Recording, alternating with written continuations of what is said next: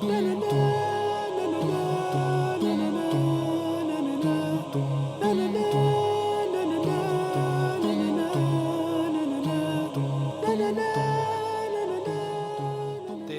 last few years, even months, in the world has shown us an intensification in apocalyptic events.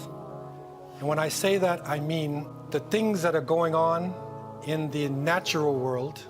And this is probably where the greatest apocalypse is. The natural world, the floods, the earthquakes, the hurricanes, the fires. What is happening in the natural world is unprecedented. The warming of the earth has actually reached a state that they have never imagined possible. Antarctica right now, the huge ice caps are melting. And no doubt, within the next few years, may Allah forbid, but the reality is in the next few years we will be witnessing some natural events which is going to change the relationship of people forever. The earth itself is, in a sense, throwing us off. Human beings have become, to a great extent, like a virus, where we literally infect the body. The places where so-called civilization goes in this past 300-400 years, it literally infects the environment, destroys the water, destroys the atmosphere, and causes confusion. Along with this extreme test that we're under, and many of the scientists came to the conclusion, and I learned about this many years ago when I was living in Southern Africa, because the scientists of the world had gathered in South Africa, which they considered to be one of the oldest places of human life. And they came to the conclusion that we are living in what they call the sixth extinction. Okay, so if you get a chance, Google this thing, sixth extinction in geology, archaeology, and found that, over the past hundreds and thousands of years, that because of climatic change, there have been major extinctions of life forms.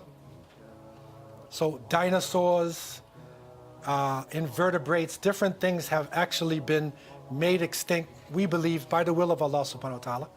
Because if dinosaurs were alive today, we wouldn't have a chance. But by the will of Allah, they were wiped out. This is the sixth extinction. And this one, scientists who don't believe in God say it is mammals and birds. Mammals and birds, we are being affected the heaviest by this extinction. And right now, over 50% of the mammals and birds on Earth have been destroyed, never to come back. And this sixth extinction, with the environmental change that is going on, is causing a major uproar and major changes that we are witnessing every day. Politically, the world is now in a very delicate state, right? It is said that the man with the blonde wig down south, he has his finger on the nuclear button. Serious thing. They have more nuclear weapons, more weapons of mass destruction than any society. And don't forget, they were the only country to use it before. They used it on Hiroshima and Nagasaki. Over 150,000 people died instantly. And the war was already over. The war was over. They did not have to use the bomb. But they dropped the nuclear bomb on Hiroshima in Japan and then Nagasaki. So we are in what they considered to be, and they looked at the time of the world. There's only a few minutes left in actually our existence, politically and militarily. Because if the wrong thing happens and a bomb hits one place and then the reaction goes there would easily be a nuclear war whose fallout could destroy much of what we know as civilization. Economically, we are at the footsteps of a recession. There was a great recession in 2008, right? There is another one which is about to strike again. And the recent tariffs that are going on, the trade wars between US and China, is going to put us to the brink of a major confusion economically. And right now, the most important institution in all of our mega cities is the bank. Any city that you go to, and I've traveled to a number of countries, right? Anytime you come into a big city, look at that city, if it's part of the so-called Western civilization, and the biggest building is the bank. Usually the next one, insurance. Mark my words, go to any city and look. And you're going to see. The bankers are actually deciding the politics of the world. And many of your leaders, our leaders, are merely public relations officers. And when the confusion hits economically, right, that's going to hit the source, the bottom line. And we Muslims, who have been blessed with the last revelation, we are in the middle of it. We are in the middle of it. And we thought for a long time that this could not hit us.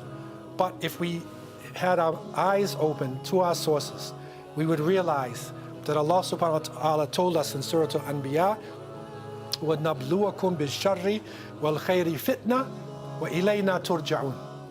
And we shall certainly test you by way of good and evil, and you will all return to us. And a fitna is a trial, a temptation, or punishment. It's even like a confusion. We are not sure which way to go. A trial that you're going through in order to be purified. Because it comes from the FITNA, the word itself is used when you purify metals like gold or different metals. You do it with fire. You burn it to purify it.